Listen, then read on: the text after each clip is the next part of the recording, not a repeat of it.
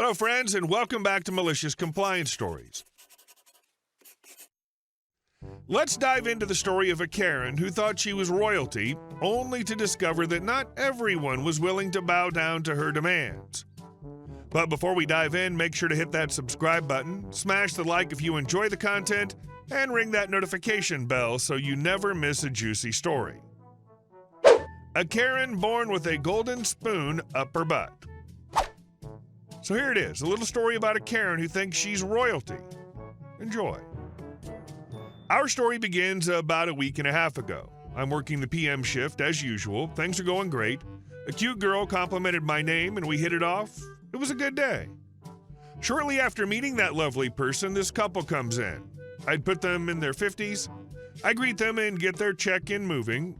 While I'm doing this, the lady, later to be revealed as the aforementioned Karen, asks me about our pool and hot tub. We just opened them back up after being closed for months because of COVID, though we were told by management to limit the number of people in there at one time. I tell them this info and receive a flabbergasted, "Really?" I assure her that I'm not in fact joking, politely of course. She then asks about breakfast. All through the virus deal, we've been doing to-go breakfast bags for everybody as we were instructed not to order or serve the hot breakfast until further notice. Once more, I got an incredulous look when I relay this info. She tells me that the last 3 hotels they'd stayed at were doing the hot breakfast again. I tell her that's up to those other hotels, but we're not doing it for a bit longer. Already, you can get a sense of where this is going. I hand their keys over, making note that the Karen's already huffing and puffing down the hall. About 15 minutes later, I hear suitcases coming back towards the desk. Sure enough, I see the Karen round the corner. I ask her how things are going, and she stops dead, looks at me as though she'd like to slap me, and states that there is no microwave in her room. I inform her that due to our smaller size, the owner opted to not crowd the surfaces with microwaves in the room, so nobody has a microwave by default. We do have a small stock of them if a guest requests one, but on this particular night, we'd given them all out. There is, however, a microwave in the lobby that guests can use anytime they need. She tells me that's no good and that she needs a microwave. I say I'm sorry, but I don't have any more to give out, so she turns to her husband and asks what he wants to do.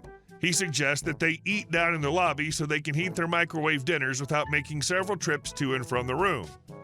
Without missing a beat, she says we aren't allowed to eat down here in the lobby. I butt in and tell her that they are very much welcome to eat in the lobby. She huffs off to her table, her husband in tow, all their bags in hand. They sit and start their dinners, and very shortly afterward, I see them move tables. She comes up to me and asks for a rag and cleaner so she can wipe off the table they'd originally picked out, claiming they had to move because the first table is just too high up to eat at. It's a whopping 1/4 inch taller than the table they moved to. I offer to wipe it off for her, but she says no, so I hand her a rag and the cleaner, only to have her look at the rag in disbelief, then back to me. This rag is totally clean, fresh out of the laundry, and she asks me if I really mean her to wipe the table off with that particular rag. I tell her yes. She sighs and goes off to clean up. She brings both back when she's done, and I tell her thank you, which she ignores. They both finish their dinners, grab all their things, and head back to the room.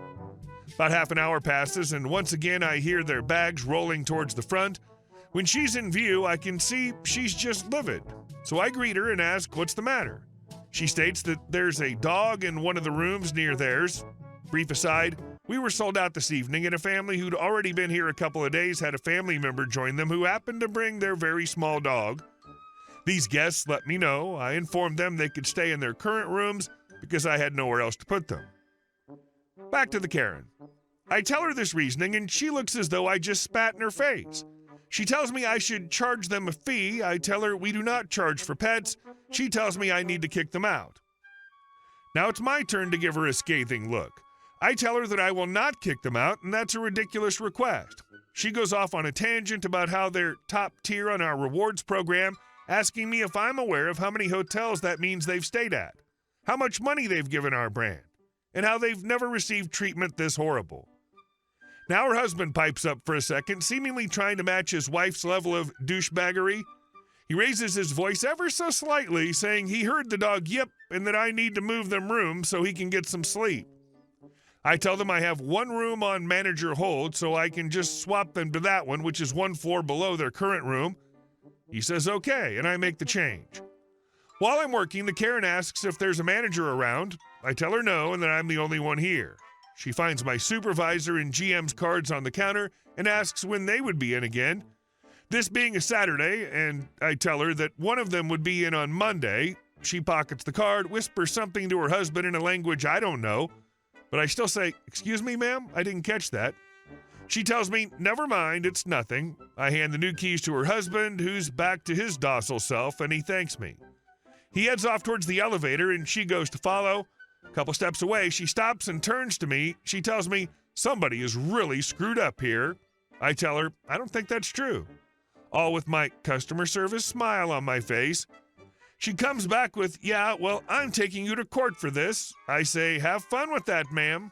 She trudges off, and I can hear her spewing agitated somethings at her husband in the foreign language she'd broken out before. They disappear, and I don't see them or hear from them the rest of the night.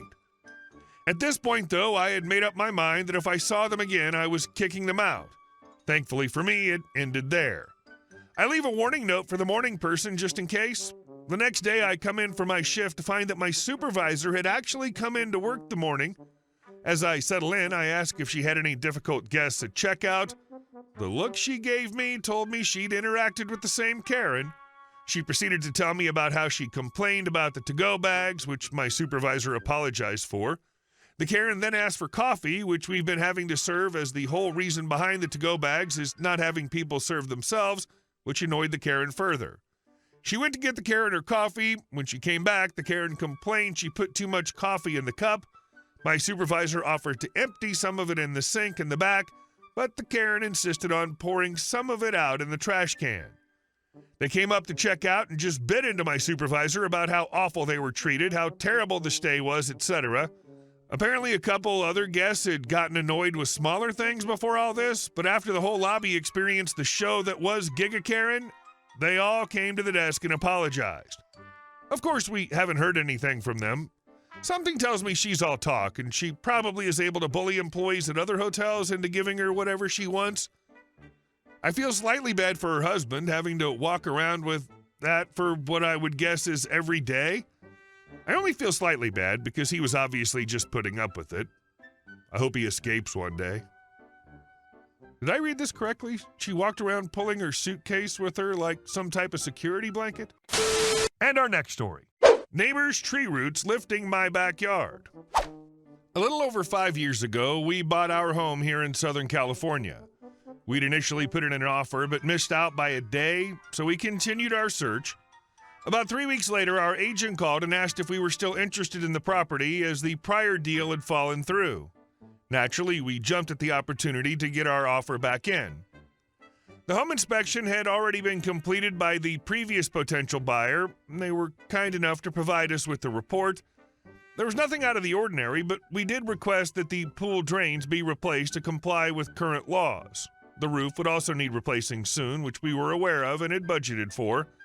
When we made these requests, the seller agreed to the drain replacement but declined to replace the roof. The seller also mentioned that they wouldn't be dealing with the neighbors regarding a tree issue. This was news to us, as we hadn't asked for anything related to trees, and there was no mention of it in the inspection. There was a concrete pad in the back of the house that had been lifted about half an inch higher than the surrounding areas, which we assumed was what the seller was referring to. At the time, I didn't think much of it. Figured we could deal with a minor lift in the backyard on one corner of the property. Fast forward 5 years, and that lift has grown to over 2 inches. The retaining wall is cracked in 2 places, and the outbuilding is now about 4 inches off level. We finally spoke to the neighbors about the tree issue and even offered to pay 50% of the cost to have it removed. It turns out that they're the original owners of their house, and the wife is very attached to the tree, which she says she planted along with 4 other pines. She doesn't want to remove them because they keep her house cool.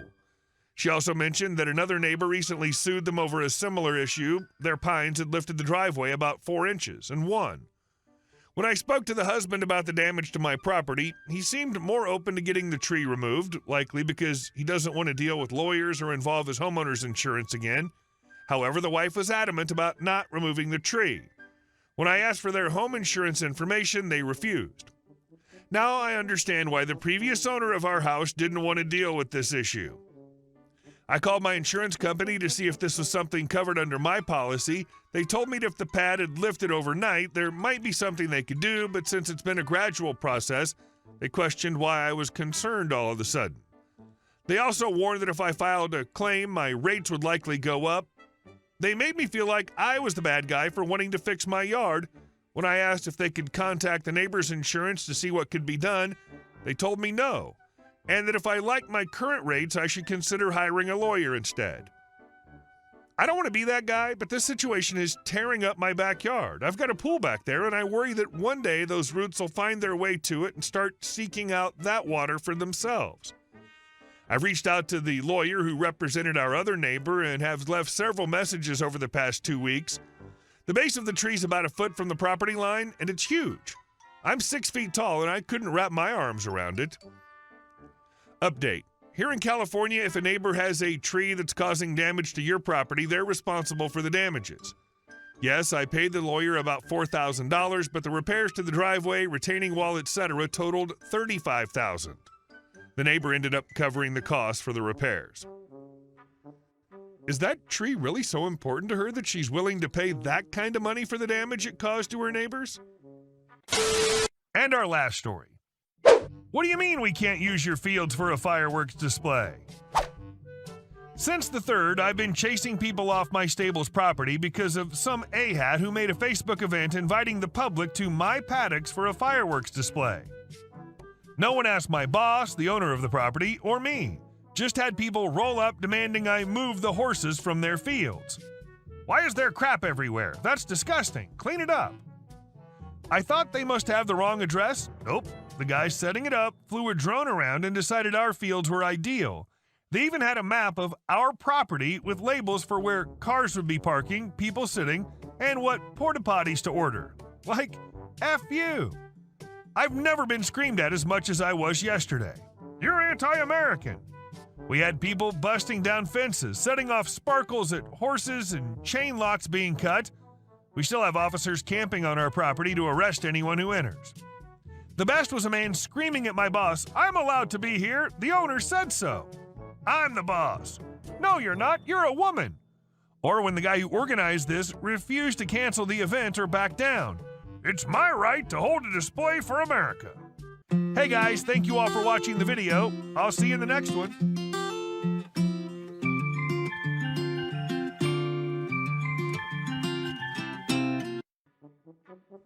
Hey guys, thank you all for watching the video. I'll see you in the next one.